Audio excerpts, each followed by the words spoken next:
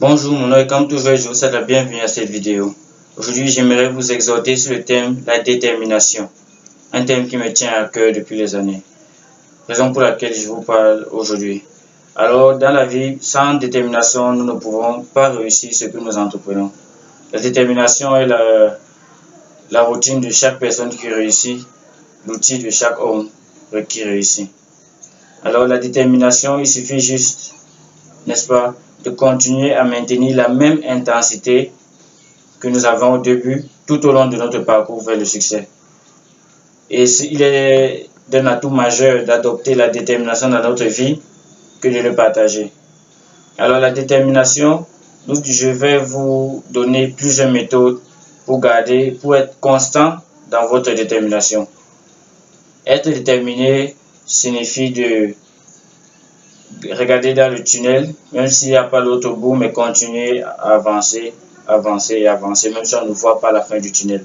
Être déterminé signifie, n'est-ce pas, de monter l'échelle, continuer à monter une échelle de plus de 100 mètres, continuer à monter, monter, monter.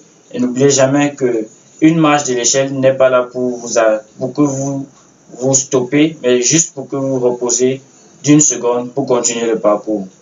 Être déterminé consiste à continuer à pomper de l'eau sur une pompe à eau, continuer à pomper même si on ne voit pas l'eau qui surgit, on continue à pomper en gardant la même intensité du début.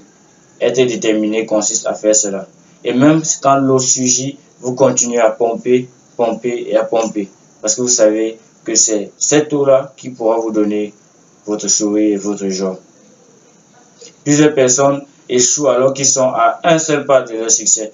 Plusieurs personnes n'arrivent pas à entrer dans leur bénédiction. Plusieurs personnes n'arrivent pas à ouvrir la malle au trésor de leur vie et à exploiter tout ce qui est à l'intérieur parce qu'ils manquent de détermination. Une recherche aux États-Unis qui a été menée sur le mental a montré que plusieurs hommes et femmes, en fait hommes à H majuscule, a montré que plusieurs hommes ont abandonné alors qu'ils étaient à un pas de leur succès. Ils ont jeté l'éponge alors qu'ils étaient juste tout près de pouvoir réussir. Pourquoi cela? L'une des premières raisons pour laquelle les gens abandonnent est qu'ils écoutent ce que les gens disent. Et j'aimerais vous dire aujourd'hui, vous n'êtes pas ce que les gens disent, vous êtes ce que vous dites que vous êtes. Vous ne serez jamais défié par ce que les gens disent, vous serez défié par ce que vous dites. Si vous passez votre temps à écouter ce que les gens disent, vous finirez, ou tous ceux qui ont écouté ce que les gens disent finissent. Et c'est ça. Exactement. Un proverbe australien dit, si on ne peut pas changer la direction du vent, mieux vaut orienter les voiles. Alors vous ne pourriez jamais changer la mentalité des personnes qui continueront toujours à vous décourager. Vous ne pourriez jamais changer la mentalité des personnes qui continueront toujours à vous jeter des paroles décourageantes, à vous démoraliser. Mais vous pourriez cependant changer votre mentalité envers cette personne. Vous pourriez soit ne jamais les écouter, soit les écouter et ne pas assimiler ce qu'ils disent, ou soit ne même pas les écouter. Et c'est ça. Vous êtes votre seul et meilleur conseiller. Vous savez, à ce propos, un vieil homme m'a dit un jour dans le livre de Benjamin Franklin, il raconte l'histoire d'un personnage, le bonhomme Richard.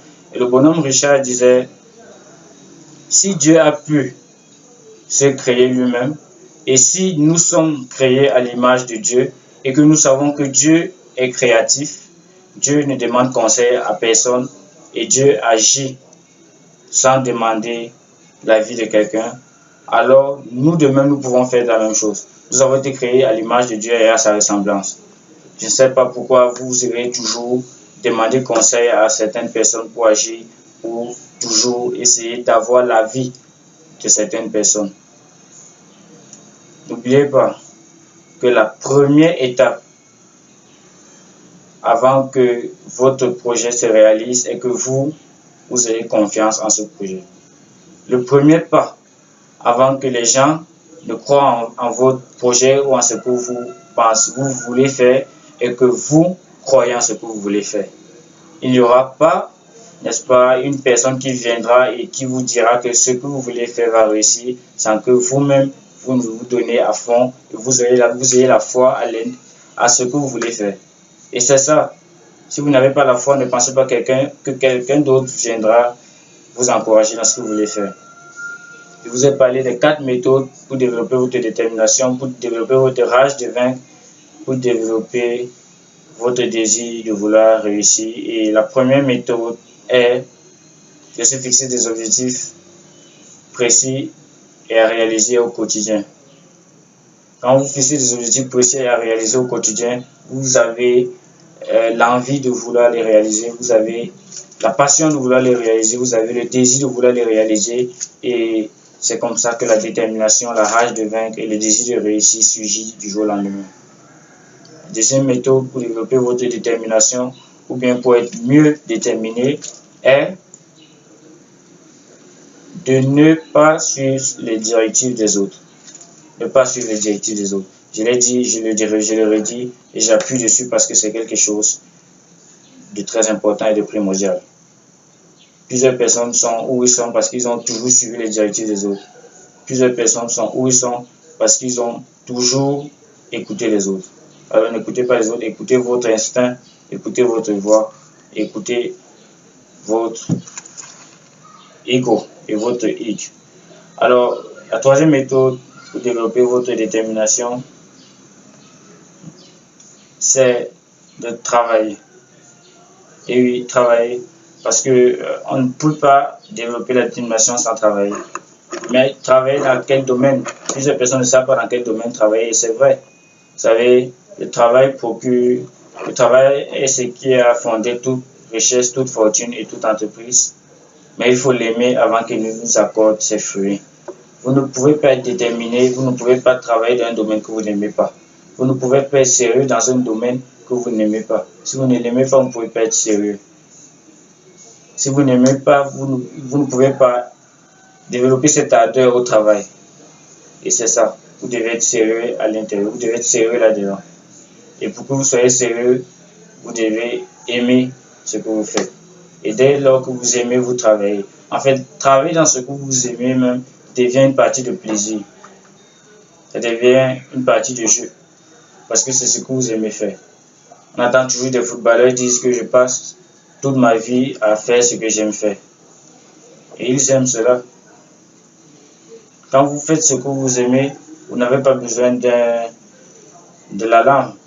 Eric Thomas, un motivateur américain, a dit: je n'ai pas besoin de l'alarme pour me réveiller, ma passion me fait sauter du lit. Ma passion me réveille. Et c'est exactement ça.